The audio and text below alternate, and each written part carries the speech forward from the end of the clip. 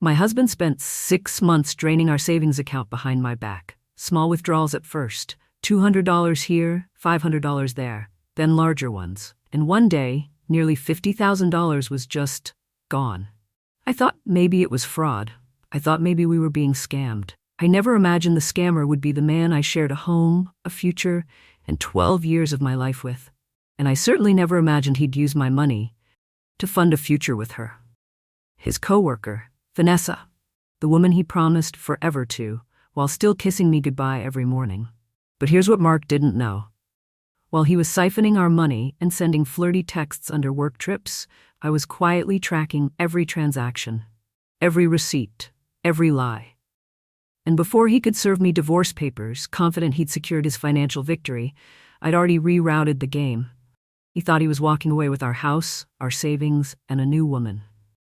But all he walked away with was the debt. And when she found out the fortune wasn't coming, she walked too. What would you do if your partner used your money to betray you? Would you scream or outplay them in silence?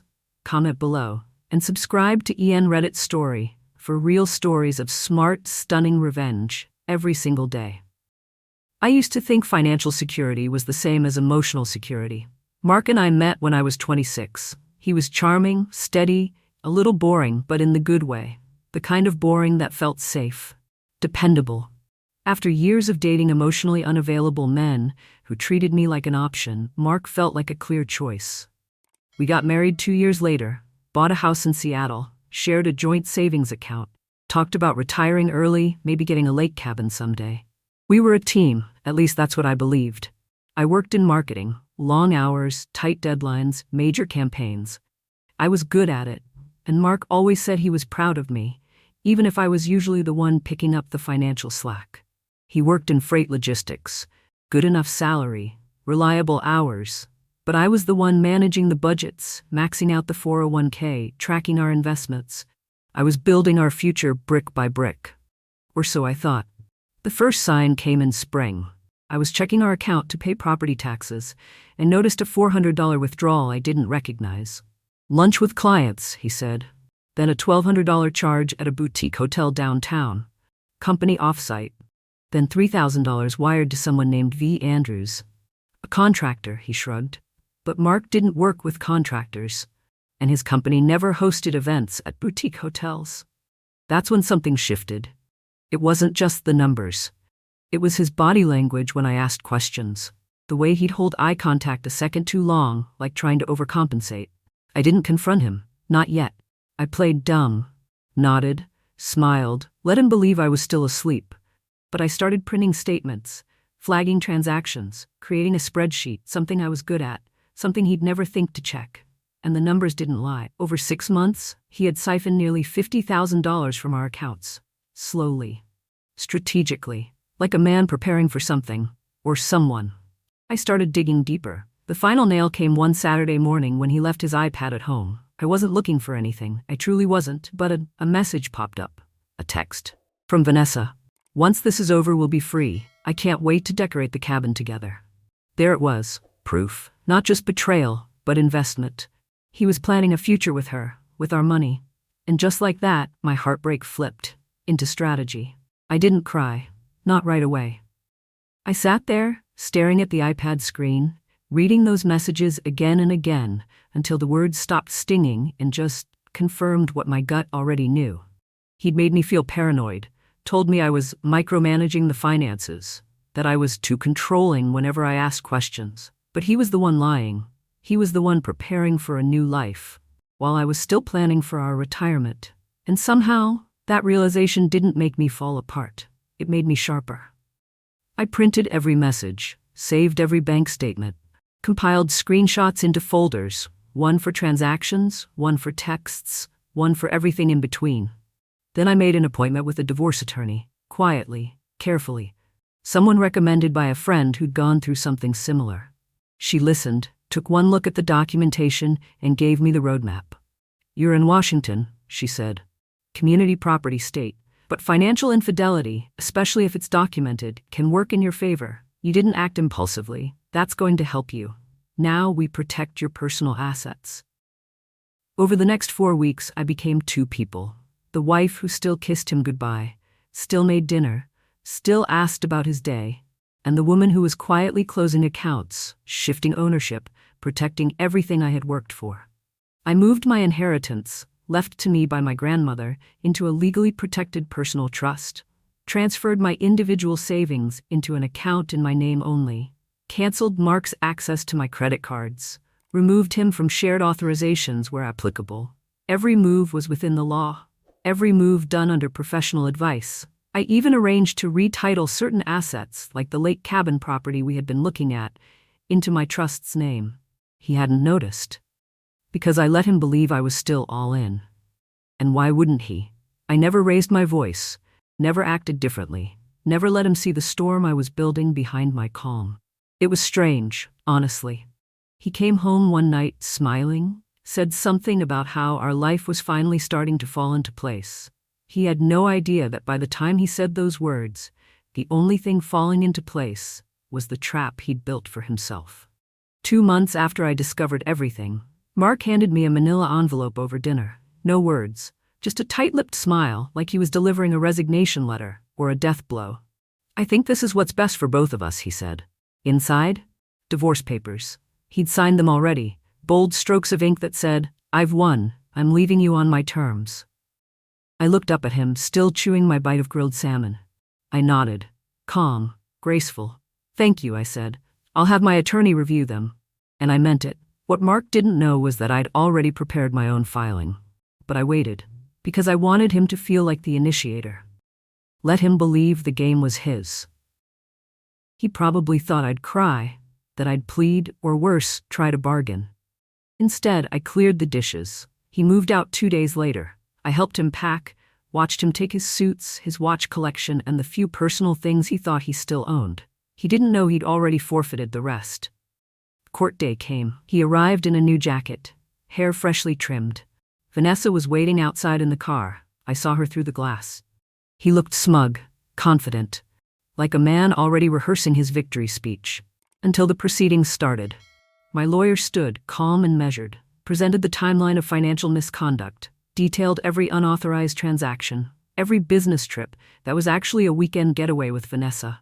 Every dollar moved without mutual consent, documented, dated, undeniable. Then she slid the trust documents across the table, outlined how my inheritance had been protected, how the property he thought he'd get a piece of was now securely under my name. Mark's smile faded. Then came the final blow. Due to the pre-divorce transfer of community assets and evidence of dissipation of marital funds, we respectfully request that Mr. Wilson be awarded only the balance of the account that he had unilaterally spent, $47,893. That's right, he would get to keep the exact amount he had stolen. And nothing else. He turned to his lawyer, whispering frantically. The man shrugged. "She has receipts," he said. Literally. Vanessa was gone before court even adjourned. I watched her car pull away from the curb faster than it had arrived. Mark never looked at me, not once. And I didn't look back. The court awarded me full ownership of the house. My lawyer argued, successfully, that I had been the primary contributor, both financially and in maintenance. The fact that Mark had secretly depleted joint funds didn't help his case. I also retained my inheritance, my personal savings, and the trust holding our would-have-been cabin investment. Mark? He walked out with the $47,893 he stole, minus taxes, legal fees, and penalties for early withdrawal on one of our retirement accounts he'd liquidated behind my back. That left him with roughly $14,000, the same amount his new girlfriend Vanessa realized wouldn't cover the fresh start she thought he was promising. She left him that same night, didn't even bother texting. 2 weeks after the final settlement, my phone rang, blocked number. I shouldn't have answered, but I did. "Jen, hey," came the voice I knew too well. "Can we talk?" I didn't say anything.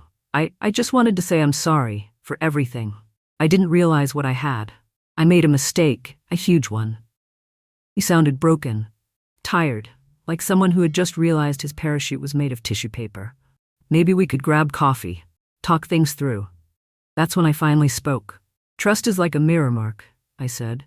"You can try to put the pieces back together, but you'll always see the cracks." He was quiet. "You built a future on lies," I continued. "And I built one while you weren't looking. The difference is, mine's still standing. I didn't wait for a response. I hung up. And then I booked a solo flight to Rome. A month later, I stood at the edge of the Tiber River, watching the city breathe under golden sunlight. My passport in one hand, my journal in the other. There was no drama, no tears. Just a quiet kind of joy, the kind that comes when you know no one owns any part of you anymore. Not your name, not your time, not your bank account. Mark had underestimated me, but I didn't. I knew what I was capable of. He taught me that, ironically. And now? He's a cautionary tale, a reminder that betrayal doesn't always come from enemies. Sometimes it comes from the man who says, "I've got you," while checking your balance behind your back. But if you're smart, you let them believe you're sleeping, until the moment you wake up and leave them with exactly what they deserve. Nothing. Rome was the first stop.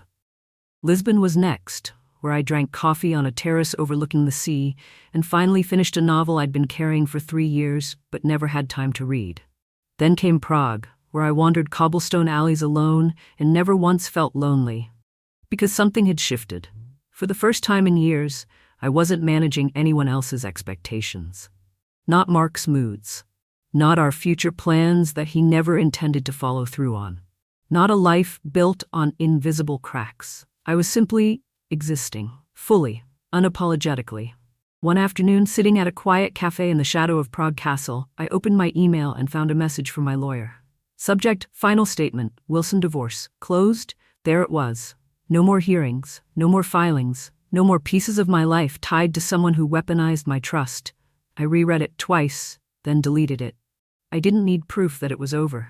I could feel it in my bones. Back in Seattle, the house was quiet, but not empty.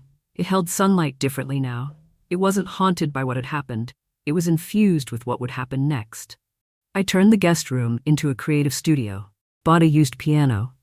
Replanted the backyard garden Mark said was too much upkeep. I was finally tending to the things that made me feel whole. Sometimes friends asked if I'd started dating again. I hadn't. Not because I was scared, but because I wasn't ready to share my space with anyone who hadn't earned it. And more importantly, because I no longer needed anyone to complete me. Mark had been a life chapter, not the whole story. Vanessa, a footnote. The real plot twist wasn't what they did. It was how I responded. I didn't explode, didn't unravel, didn't fall apart. I built, I protected. And when the moment came, I walked away holding everything that mattered, including myself. A year after the divorce was finalized, I stood on a balcony in Porto, sipping Vino Verde and watching the sun melt into the Atlantic. There was no special occasion, no dramatic milestone, just the quiet peace of a woman who had nothing to explain anymore. I'd stopped replaying the past. Stopped wondering if I missed red flags. Stopped asking how someone I loved could betray me so casually. Because the answer no longer mattered. The damage had been done. And I'd rebuilt. Stronger, quieter, smarter. People sometimes think revenge has to be loud, that it requires chaos or confrontation. But my greatest revenge was not needing revenge at all. It was signing the divorce papers with dry eyes. It was transferring every account before he even knew I'd noticed. It was answering his call and hanging up with peace. I didn't break him, he broke himself. All I did was step back and let gravity do the rest. Now, I wake up alone, but not lonely. I travel not to escape, but to celebrate. And I trust again, not blindly, but bravely. Because what Mark taught me more than anything else was this: you don't need closure from someone who shattered the glass. You just need the courage to walk through the shards and never return. Have you ever had to protect yourself from someone who swore they loved you? Drop your story in the comments. Vote Tag Team Jennifer if you believe in smart, silent, strategic strength. And don't forget to subscribe to EN Reddit Story, where every story ends with someone rising. Every single day.